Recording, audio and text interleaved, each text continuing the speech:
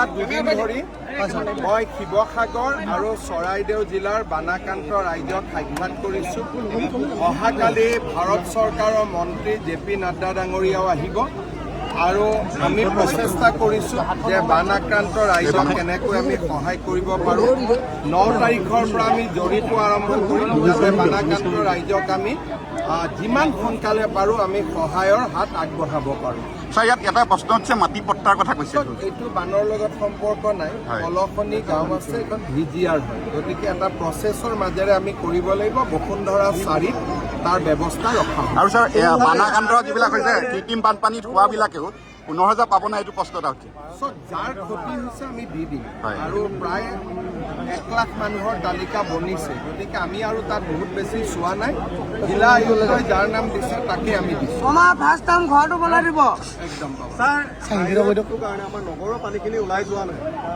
নগৰৰ পানীটো ব্ৰহ্মপুত্ৰৰ অলপ সীমাটো ওপৰত থাকিলে পানীখিনি ওলাই যোৱাত অসুবিধা হয়। পাম্প আদি লগাব পাৰি নেকি তাৰ ব্যৱস্থা আমি কৰি আছোঁ। যোৱাকালি অইল ইণ্ডিয়াৰ পৰাও পাম্প আহিছে। আমি চেষ্টা কৰিম যিমান সোনকালে পাৰি পানীটো। আমাৰ এটা অবজাৰভেশ্যন আছে, হাইৱেটোত মানে এটা ডেম টাইপ হৈ গৈছে। হাইৱেটো এটা মথাউৰি টাইপ হৈছে আৰু হাইৱেটোৰ কাৰণে ইফালৰ পৰা পানী সিফালে অহা নাই।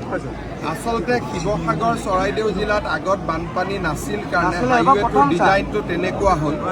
এতিয়া মই NHIDCLক অনুৰোধ কৰিম যাতে ক্ৰছ ড্ৰেইনেজ কৰি দিয়া হয়, কাৰণ এইটো আগত তেনেকুৱা হোৱা নাছিল কাৰণে এইফালে তেওঁলোকে ক্ৰছ ড্ৰেইনেজ খুব কম দিছিল।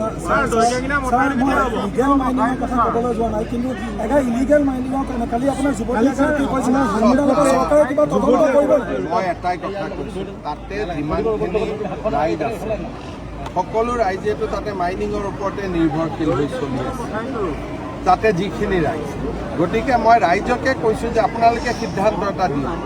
তাত এগৰাকী ছোৱালীয়ে কৈছে, বাকী কেইগৰাকী চবেই কৈছে আমি খাম কেনেকৈ। গতিকে এই গোটেই কথাটো যিহেতু আমাৰ শিল নহয়, নাগালেণ্ডৰ পৰা শিল আহে, আমি মাইনিংটো তাতে নাগালেণ্ডততো অসম চৰকাৰে বন্ধ কৰিব নোৱাৰে। আমি ক্ৰাছাৰ কেইটা বিহুবোৰত বন্ধ কৰি দিব পাৰোঁ। গতিকে সেইটোৰ ফালৰ পৰা যদি কিবা লাভ হয় ডেফিনেটলি আমি কৰিব পাৰোঁ।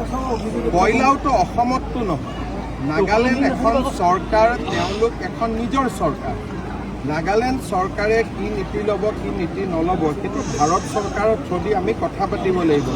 মই বন্ধ কৰি দিম বুলি ক'লে মইতো অসমৰ মুখ্যমন্ত্ৰী, কিন্তু অসমৰ ভিতৰত কোনো ইলিগেল তাতে মাইনিং নহয়। ইণ্ডিয়ান গভৰ্ণমেণ্ট বা মই নিজেও গৈ ডাইৰেক্ট কথা পাতিব পাৰিম, কিন্তু বানপানীৰ পৰিৱেশটো সামকাতক এবাৰ গৈ কথা পাতিম।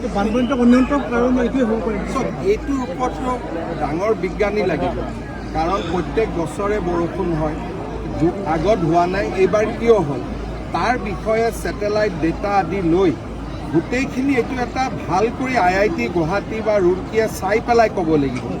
এইটো যদি আমি ৰাজনীতি কৰা মানুহবিলাকে ইমান সহজে উত্তৰ দিব পাৰোঁ, তেতিয়াহ'লেতো মানে মোৰতো জিঅ'লজিও ছাবজেক্ট নহয়, জিঅ'গ্ৰাফিও নহয়, মই কেনেকৈ উত্তৰ দিম কওক। মইতো ৰাজনীতি বিজ্ঞান ডেফিনেটলি অধ্যয়ন কৰাটোতো মেইন কাম, কিন্তু অধ্যয়নৰ ৰিজাল্ট কি ওলাব সেইটোতো আমাৰ আৰু আপোনাৰ মতে নোলাবও পাৰে। গতিকে আমি বানপানী হৈ যাওক, ভাৰত চৰকাৰকো অনুৰোধ কৰিম যে আপোনালোকে অধ্যয়ন কৰক। নাগালেণ্ডতো বানপানী হৈছে, তেওঁলোকেও অধ্যয়ন কৰিব লাগিব, তেওঁলোকৰোতো অৱস্থা বেয়া হৈ আছে। গতিকে যি মথাউৰি কৰিব লাগে আমি কৰি দিম, খালি ৰাইজে মাটি বাৰীখিনি দিলে হ'ল। কালি নাড্ডাজী আহিব, আমি নেপালী খুঁটিত লৈ যাম। চকুৰ অকণমান পাৱাৰ কমি গৈছে, আপোনালৈ আহ্বান জনাইছে। মই চাই দিম দিয়ক, মই এইকেইদিনটো ইয়াতে ব্যস্ত হৈ আছোঁ, মই যি পাৰোঁ মই ছ'চিয়েল মিডিয়া অসম লাইভে নিউজ কৰিছোঁ, মই চাই দিম আপোনালোকে। যিসকলক চৰকাৰে আগত 4 লাখকৈ দিছিল, আমি তেওঁলোকক আৰু 5 লাখকৈ দিছোঁ। আজি আমি 15,000 দিছোঁ, 10 তাৰিখে আৰু 10,000 দিম, আৰু 9 তাৰিখৰ পৰা স্থায়ী ক্ষতিৰ পৰিমাণ বা জৰীপ আৰম্ভ হ'ব। তেখেত এখন বেলেগ দ্বীপত থাকে, গতিকে তেওঁৰ লগত কথা 10 লাখ কিয়, মানুহে আৰু বেছি পাব লাগে। কিন্তু ঘটনাটো হ'ল যে তেওঁ চৰকাৰটো চলোৱা নাই, আমি চৰকাৰ চলাওঁ, গতিকে চৰকাৰৰ কথা আমি বুজি পাওঁ। অখিল গগৈয়ে সাঁতুৰিলেও ভাল কৰি, পানীত সাঁতুৰিলে কাক উদ্ধাৰ কৰিলে, তেওঁ নিজে সাঁতুৰি ফটো উঠিলে, ৰীল উঠিলে। গতিকে তেওঁৰ কথাটো বেলেগ।